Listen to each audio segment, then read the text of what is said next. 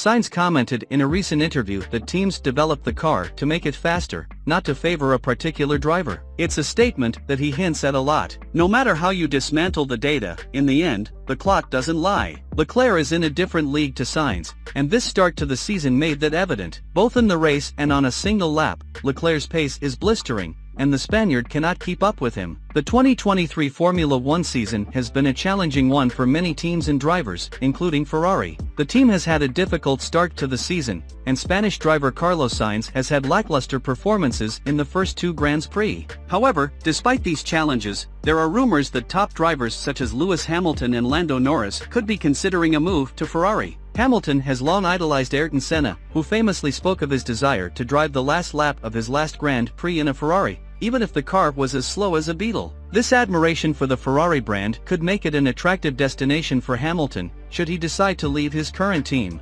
Meanwhile, Norris has been performing well for McLaren, but with the team's current form, it is not impossible to imagine him making the jump to Ferrari in the future. The validity of contracts in Formula One is often short-lived, and drivers can frequently move between teams. Despite the difficulties faced by Ferrari in the current season, the team has a long history of success in Formula One. With talented drivers and a dedicated team, it remains a desirable destination for top drivers in the sport. It will be interesting to see how the rest of the season plays out and whether any of these rumors come to fruition. The struggles of Carlos Sainz in the 2023 Formula One season pose a significant challenge for the Ferrari team. If Sainz does not pick up the pace, his teammate Charles Leclerc will have to fight alone against a strong field of competitors. Fernando Alonso, driving for Aston Martin, has been performing well and looks unbeatable on the track. George Russell, who is young, talented, and gaining experience, is slowly establishing his authority on the track and in his team. And then there is Lewis Hamilton, the most successful driver in the history of F1. Fighting with only one car becomes exhausting,